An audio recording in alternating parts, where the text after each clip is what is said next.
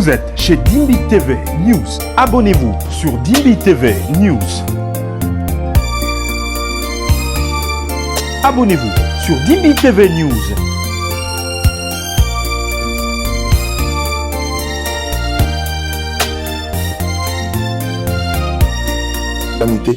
C'est déjà un problème pour notre armée.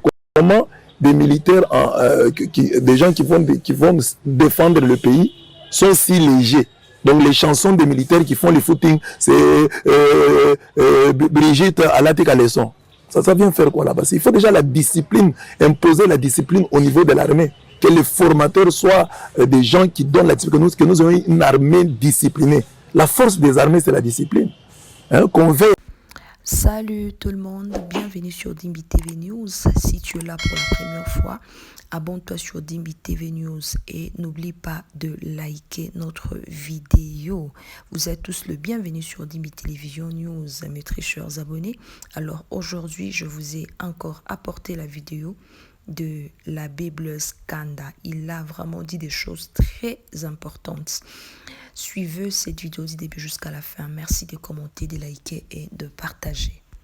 Le reste, je pense que sur notre page, dans nos différentes interventions, nous avons déjà montré notre désapprobation de cette situation. Nous disons que c'est le Rwanda qui est derrière tout ça, soutenu par d'autres puissances. Mais il y a des Congolais qui sont aussi utilisés à cette fin. C'est malheureux de voir que les Congolais sont utilisés. Il y a d'autres Congolais qui ne comprennent pas les véritables enjeux de cette guerre. Mais qu'à cela ne tienne, nous qui avons compris, nous devons nous battre, nous unir davantage pour bouter dehors l'ennemi. Et je suis sûr qu'on y arrivera.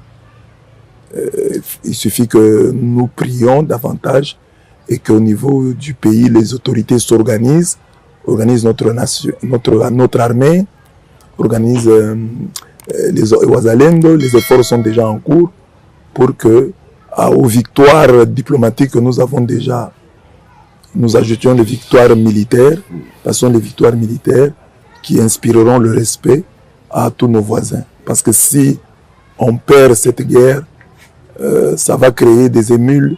Il y aura des voisins qui voudront imiter l'exemple rwandais. Donc c'est une question vraiment de vie et de mort. Et je suis toujours peiné quand je vois des frères et des sœurs congolais qui ne comprennent rien du tout à cette guerre, qui croient que la guerre, c'est la guerre d'un homme, c'est la guerre du président de la République. C'est la guerre de toute une nation. C'est la guerre de tout un pays. C'est la guerre de tout un peuple. Si nous ne faisons rien, nous allons rester des esclaves sur notre terre. Esclaves sur notre terre, pensez-vous que si rien n'est fait, ça peut arriver? Ça peut arriver. Parce que notre peuple ne comprend pas les enjeux. Mais ce que j'ai dit, il faut vraiment qu'il y ait une union sacrée maintenant au niveau du peuple. Une union sacrée du peuple conscient, le peuple qui a compris, qui comprend les vrais enjeux. Nous devons nous unir, les Congolais de partout. Ne cédons pas au discours des divisions. Unissons-nous davantage pour bouter dehors l'ennemi.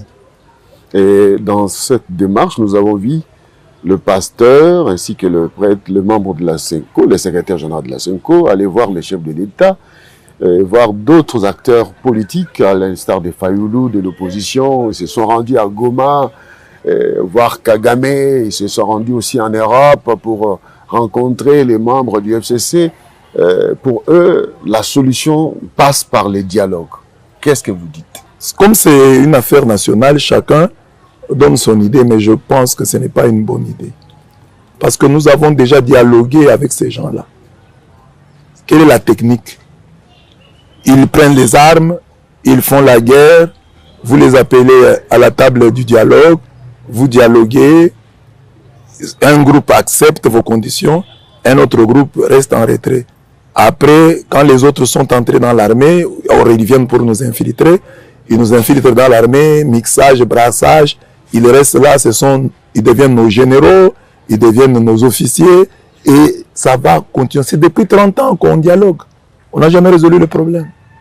C'est une analyse, bien sûr, mais je pense qu'il y a un peu d'irénisme là. L'irénisme, c'est l'effort pour chercher la paix à tout prix, alors que c'est une fausse paix. Il y a une paix des cimetières. Au cimetière, il y a la paix, mais en dessous, là, il y a des cadavres qui pourrissent. Donc, la vraie paix, je pense, doit aller à la racine du problème. Quelle est la racine du problème? C'est le Rwanda qui veut nos terres. Et il y a des Rwandais qui le disent clairement. Il y a une vidéo d'un prêtre rwandais qui dit clairement qu'ils veulent prendre leurs terres. Ils disent que nos terres sont les leurs. Ce sont des choses à ne pas négliger. C'est comme ça. Et on voit des dames, des Rwandais passer sur les réseaux sociaux dire qu'ils ont pris Goma, et maintenant ils vont prendre le Congo. Mais comment on peut négliger cette dimension-là? C'est vrai. Parce que quand un Congolais dit que, bon, il dit peut-être une chose, on prend au sérieux. Ah, voilà, les Congolais viennent de dire une chose contre les, entre guillemets, les Swahiliphones. On prend ça au sérieux. Mais quand les Rwandais disent qu'ils vont prendre notre terre, il y a quelqu'un qui réagit. Ça, il faut que nous ouvrions l'œil. Même, bon, en fait, c'est en politique. Et en politique, même un évêque on ne jouit pas de l'infaillibilité. Donc, l'Église n'est pas infaillible en matière politique. Donc vous êtes dans la logique du chef de l'État qui dit on va récupérer nos terres occupées aujourd'hui, soit la voie militaire ou diplomatique. Oui, moi je crois que c'est la meilleure voie. Parce que si on va au dialogue, on va revenir à la case de départ. On va les entendre, ils vont poser leurs conditions. Et puis dans cette position ici, est-ce que nous allons aller au dialogue? Nous allons au dialogue. Ce sont les rapports de force. Nous sommes en position de faiblesse. Et en position de faiblesse, vous allez dialoguer pour recevoir quoi? Hein?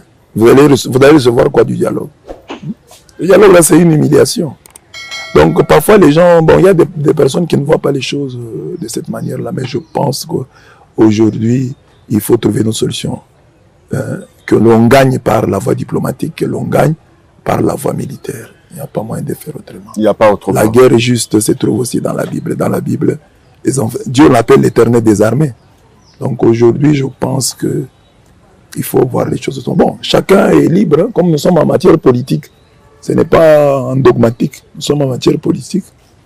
Personne ne jouit du privilège de l'infaillibilité, moi non plus. Mais je donne mon point de vue comme prêtre. Ce n'est pas. Voilà, on va quitter bientôt l'approche politique, mais cette question, le président de la République a rassemblé la majorité autour de lui à Kinshasa.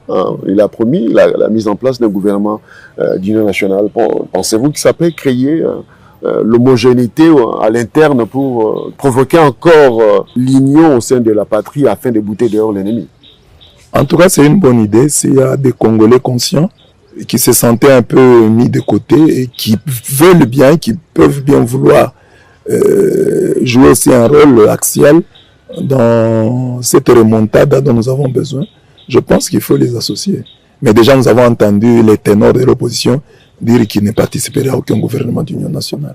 Donc, ce que j'ai dit, c'est les Congolais conscients qu'ils s'unissent, que nous puissions nous unir pour bouter dehors l'ennemi. Et les Congolais conscients ne manquent pas. Le peuple, cette guerre, Mouzé Laurent Désiré Kabila l'avait dit, sera longue et populaire.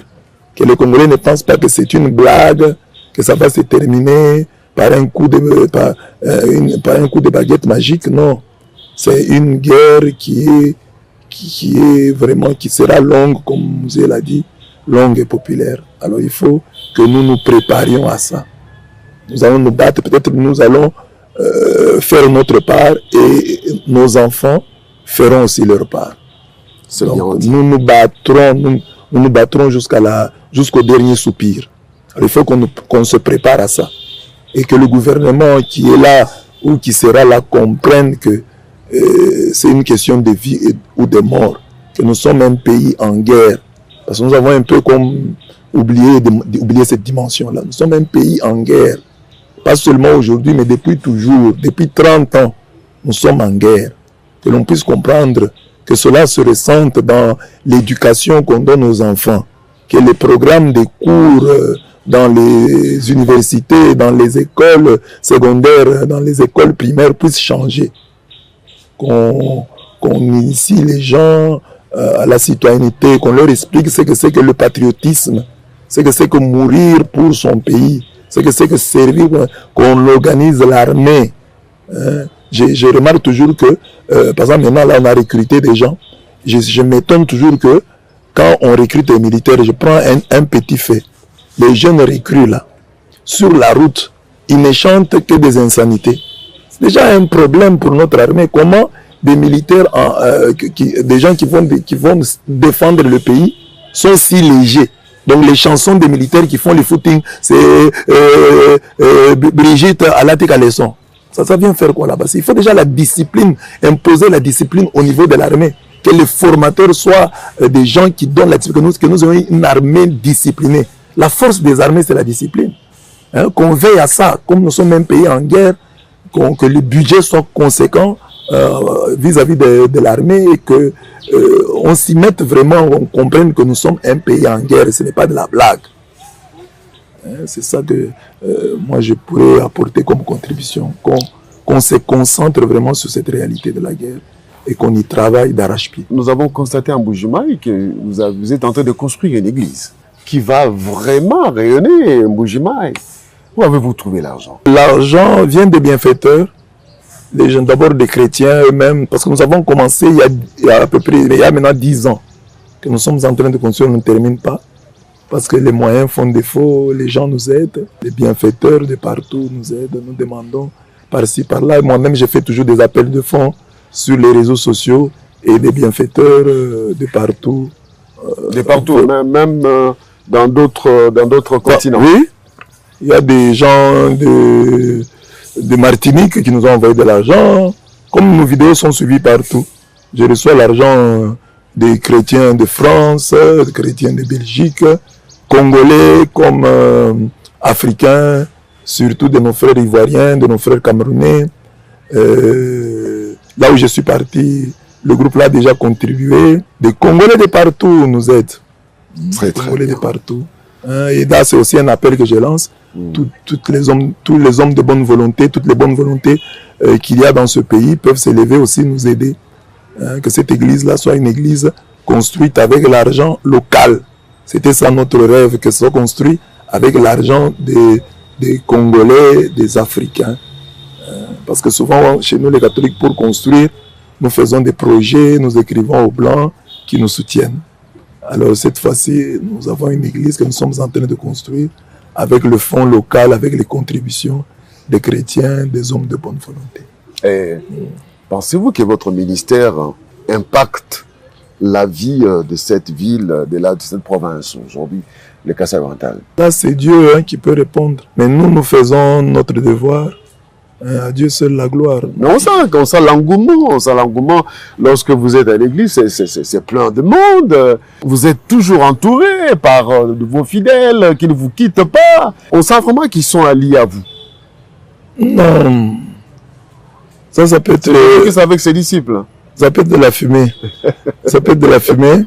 Les gens peuvent venir, hein, les gens, par exemple, prenons le cas du Congo. Nos églises sont pleines, mais est-ce que les gens sont convertis? Nous sommes méchants.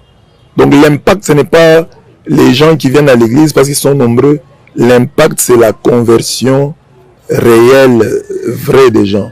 Moi, je suis sur les réseaux sociaux. Je vois comment les chrétiens réagissent aux choses positives, comment ils sont négativistes, comment ici, pendant la guerre, le pays est en guerre. On tue nos frères.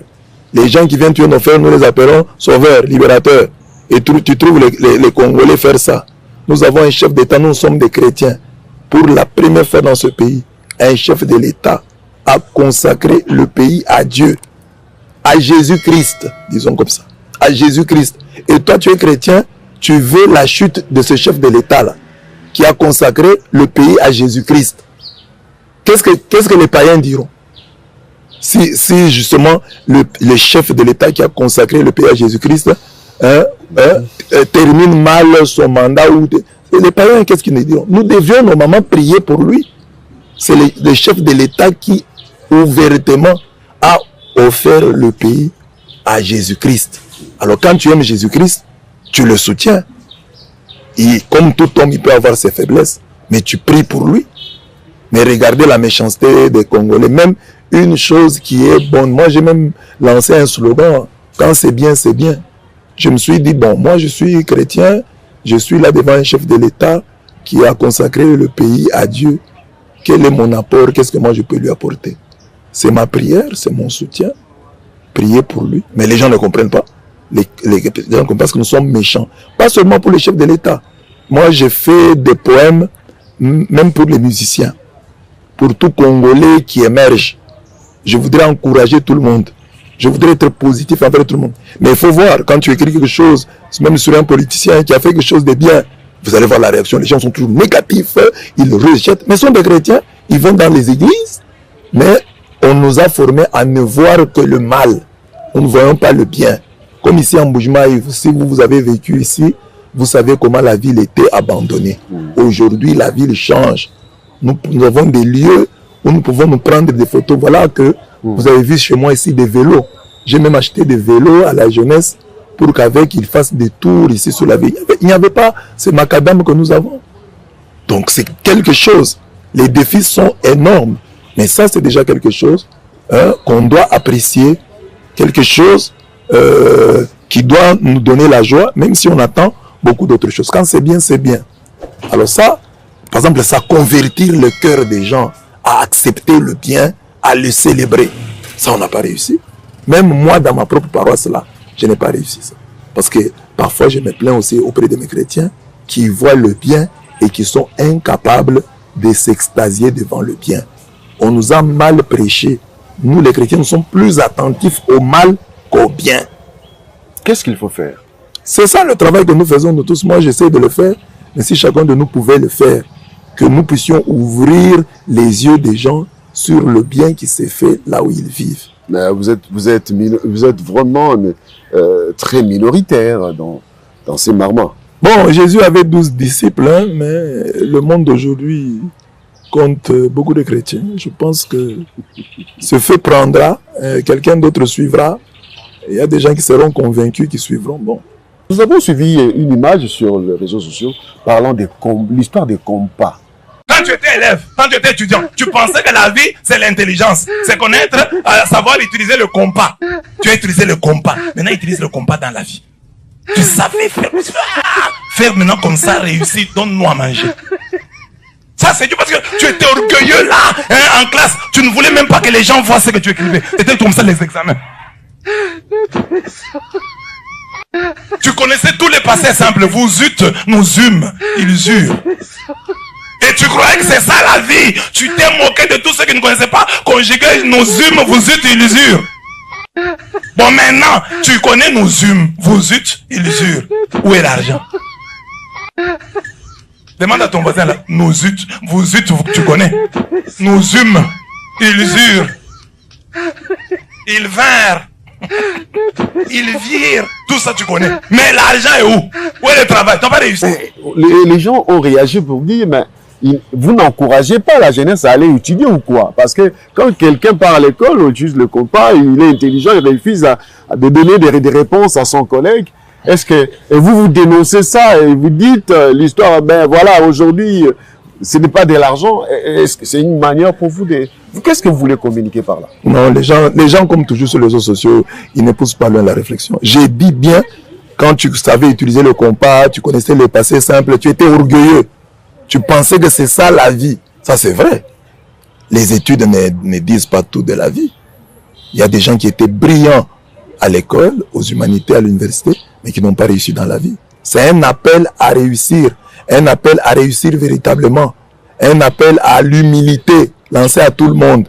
Les études, dans la même vidéo, je parle aussi de la beauté. Des femmes qui étaient fières, orgueilleuses parce qu'elles étaient belles. Aujourd'hui, elles n'ont pas le mariage. C'est un appel à l'humilité. Tu peux être intelligent, tu sais utiliser le compas, l'équerre, tu sais utiliser le rapporteur, mais tu échoues dans la vie. C'est pas pour minimiser. Moi, je suis un grand tenant. Moi-même, je suis un intellectuel. Je ne peux pas minimiser les études. Mais je voulais inviter les gens que nous pouvons étudier, mais les études ne doivent pas nous rendre orgueilleux. Ne soyons pas orgueilleux parce que nous savons utiliser le compas. Parce qu'à part le compas, il y a d'autres combats qu'il faut gagner. Tu sais utiliser le compas, mais que fais-tu des autres combats de ta vie? C'est ça l'appel. C'est très bien dit.